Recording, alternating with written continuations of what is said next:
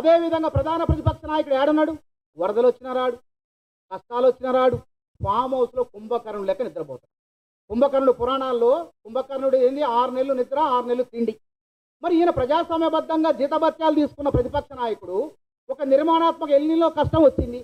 ఎల్నీలో కష్టం వచ్చినప్పుడు వచ్చి ఈయన అనుభవంలో, ఈయన రాజకీయ అనుభవంలో వీరి యొక్క సూచనలు రాష్ట్ర ప్రభుత్వానికి అందించవచ్చుగా. అట్లా అందించరు. అందించకుండా ఏం చేస్తారు వీళ్ళు? కరువు రావాలి, రైతులు నాశనం కావాలి, రేవంత్ రెడ్డి ప్రభుత్వానికి చెడ్డ పేరు రావాలి. ఇదా మీ బుద్ధి?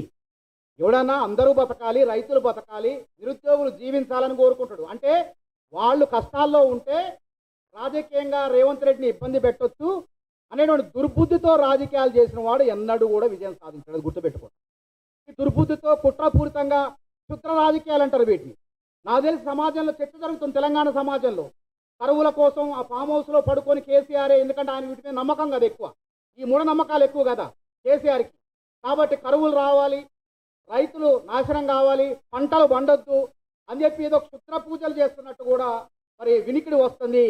కాబట్టి తెలంగాణ రైతులారా, తెలంగాణ విద్యార్థులారా, ఈ మాయల కేటీఆర్ లాంటి మాయల మరాఠీ మాటలు నమ్మకండి. రేవంత్ రెడ్డి సర్కార్ చిత్తశుద్ధితో ఉంది. నిన్ననే కేంద్ర ప్రభుత్వం, ప్రపంచ బ్యాంకు చెప్పింది, రేవంత్ రెడ్డి సర్కార్ ఆర్థిక పురోగతిని సాధించింది అన్ని రాష్ట్రాల్లో. అదేవిధంగా అప్పుల నియంత్రణ చేసింది రేవంత్ రెడ్డి సర్కార్ అని చెప్పి కితాబిచ్చింది ప్రపంచ బ్యాంకు, కేంద్ర ప్రభుత్వం. నీతి ఆయోగ్ 15 రోజులు కాలేదు. సరాసరి ఆదాయంలో ఇవాళ ధనిక రాష్ట్రాన్ని అప్పుల కుప్పగా మార్చిండు కేసీఆర్.